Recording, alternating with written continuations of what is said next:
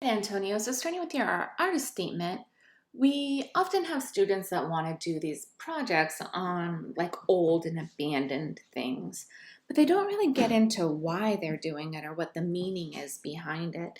And you start to dig in a little bit on that. So things that were once really appreciated and now um, they're broken and they're not properly cared for, and things that are forgotten. And if this is something you want to continue to work on, I would encourage you to get even further into this, like what that says about us as a people, that we throw things away so easily, or what does that mean towards to you about how things are so easily thrown away. So I think this is a good starting place. I think this is a good place for you finishing up this class to be able to have this built up of a concept.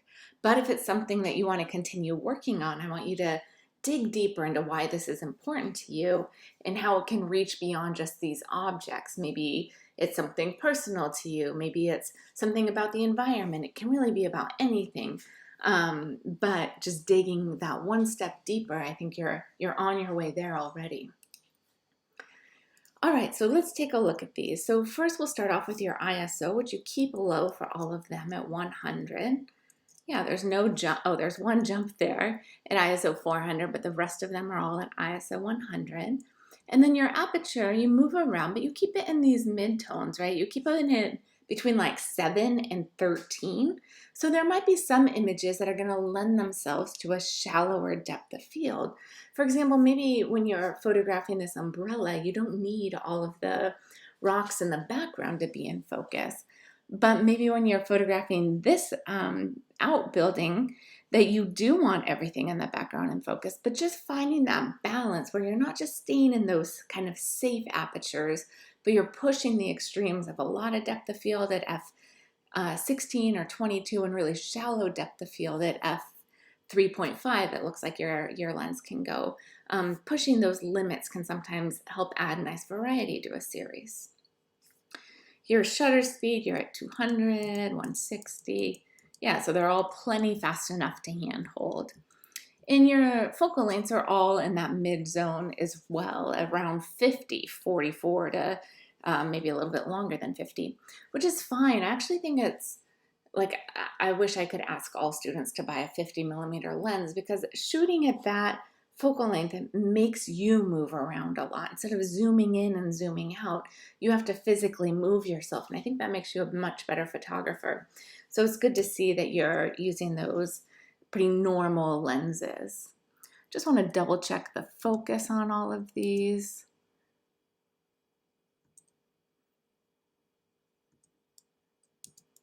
Yeah, looks good for all of them. Some of them, it's kind of guiding our eye. So for example, here, the back of the skateboard isn't in great focus, but this edge right here is in great focus. So it tells us exactly where we want to look. Or here, the fence isn't in perfect focus, but as we move back, we start to find that point of focus. So you're pretty intentional in how you're leading us with that focus. The light in these are all shot at midday, and you might be able to add some drama by photographing them earlier in the morning or later in the evening. Having that more side light coming through can add some like dramatic lighting to your images.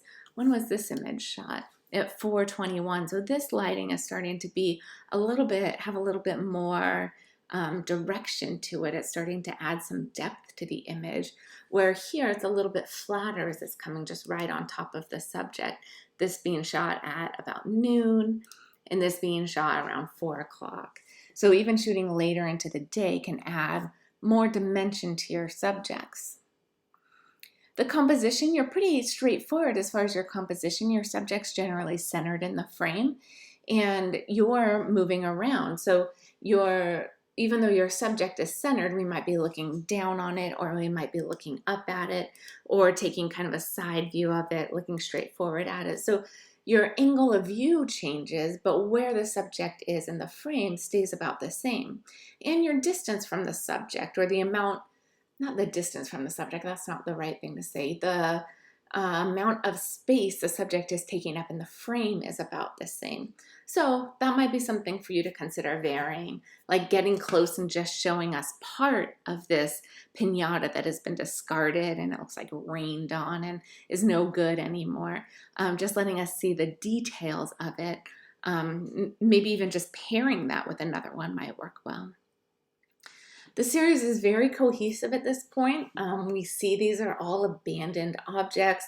They're things that have been left and left to kind of return to the earth in a way, as we're seeing the pinata falling apart or the umbrella falling apart, the skateboard coming off, the fence coming apart, this building that's going to fall over soon. So there's a lot of interesting, like returning to the earth sort of things here.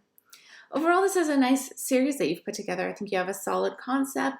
Like I said, if you want to continue this, I think you can continue to grow that concept. Your images are all very cohesive. If we look at your contact sheet, we can see you took a lot of images. It looks like maybe your camera is doing some post-processing to these images, because they look very different here than they do on camera, but we can see that you're bracketing, which is great. And you're just changing your angle of view a little bit. I think this hose actually adds a really nice element of design in with this skateboard. Nice job with this. This is a good way for you to finish up the semester. I know you had a tricky start to this all with your camera issues, but it's great to see that you finish on such a strong note.